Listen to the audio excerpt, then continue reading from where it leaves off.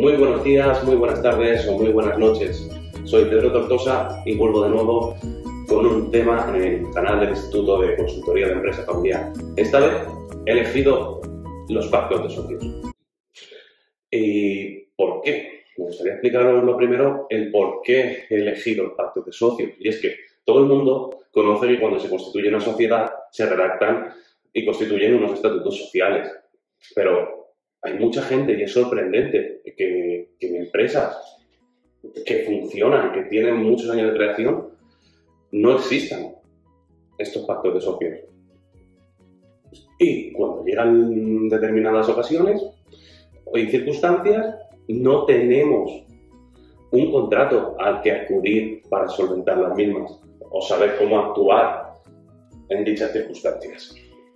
Bien, por la naturaleza de los pactos de socios, hay muchos acuerdos y puntos los cuales no tienen cabida dentro de los estatutos. Y son de vital, pero de vital importancia para la empresa, por las razones que voy a comentar.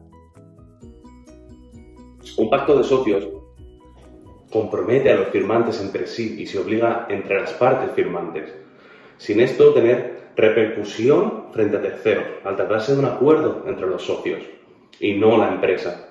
Los estatutos sí que comprometen a la empresa, pero los pactos de socios no. Los pactos de socios, como su propio nombre indica, van a delimitar o marcar las reglas de entendimiento y de funcionamiento entre los socios.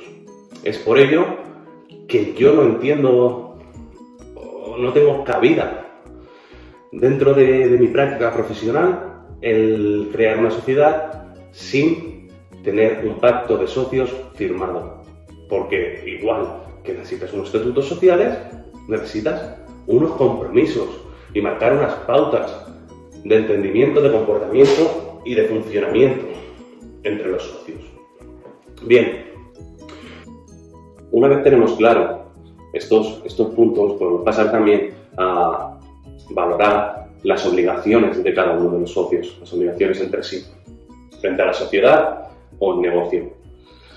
Esto, obviamente, va a implicar y va a marcar y delimitar qué funciones tiene cada uno de los socios, a qué se compromete cada uno de ellos y qué ocurre en el caso de que no se cumpla por alguno de ellos o por la totalidad los compromisos adoptados, ya que el negocio se crea o la empresa se crea con un fin determinado, que obviamente tendrá que ser de generación de valor. A ver, y lo que es muy importante, la duración del mismo. ¿Cuánto va a durar este compromiso? ¿Cuánto va a durar cada una de las partes a las que nos obligamos? ¿Y cuánto queremos que dure el negocio? Si es por tiempo indefinido o por un tiempo marcado. También que debemos tener muy en cuenta cómo se tomarán las decisiones de inversión y cómo se van a definir las estrategias del negocio y quién va a tener más peso o menos peso en las mismas. Esto es fundamental porque una sociedad entendida como tal no puede ser una democracia. Si tienes socios es porque cada uno de los socios aporta un valor. Y si cada uno de los socios aporta un valor, desde mi punto de vista y entendimiento, debe de ser cada uno de esos socios en su área los que tengan mayor peso o el peso total en la toma de la decisión que se va a realizar.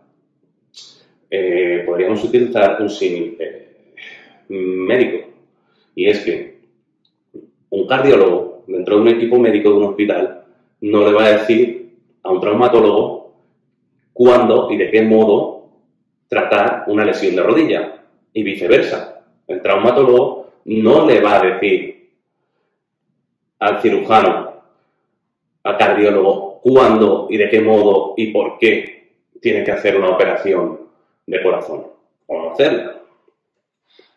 Así que muy importante quién toma las decisiones y en qué aspectos y quién tiene mayor decisión en según qué caso.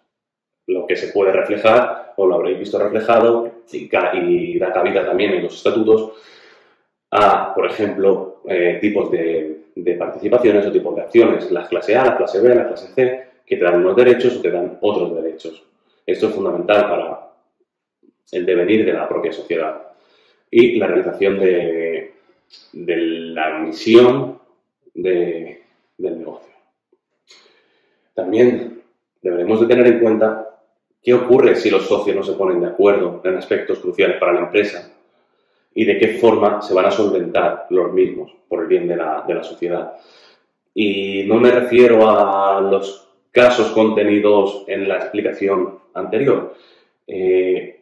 Ahora mismo hablo sobre temas tan cruciales como pueden ser los repartos de dividendos o las reinversiones o la gestión del patrimonio societario.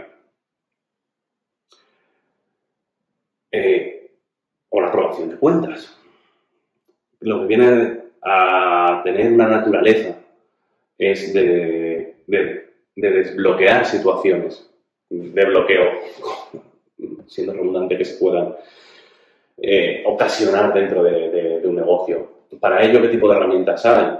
Las mencionadas anteriormente, de delegar a cada uno de los socios un mayor peso o el peso total en la toma de determinadas decisiones, o para cuando está equilibrada esa toma de decisión en un 50-50, porque así se ha determinado y no se ponen de acuerdo los socios, acudir a un tercero, como puede ser un consejero, para que ayude o tenga ese voto de oro en la toma de decisiones. Lo que se busca es un externo profesional que nos ayude o que arbitre en la situación de bloqueo en la que hemos entrado para que la sociedad continúe y no nos frene. Luego, podríamos estar hablando horas sobre lo que puede contener un pacto de socios, pero la motivación de realizar todos estos tipos de vídeos es dar pequeños tips, pequeñas puntualizaciones en vídeos cortos, y si lo que deseas es tener un poquito más de información, no dudes en contactarme. Puedes encontrarme tanto en Instagram, en mi Instagram personal de Pedro Tortosa G, o me puedes contactar vía LinkedIn, Pedro Tortosa García, o acudiendo a la página de Bootblog, o por aquí mismo. Y será todo un placer ayudarte a desarrollar todos estos puntos en su totalidad y hacer que tu empresa llegue al siguiente nivel, tanto para ti como para tus socios. Muchas gracias y nos vemos en el próximo vídeo.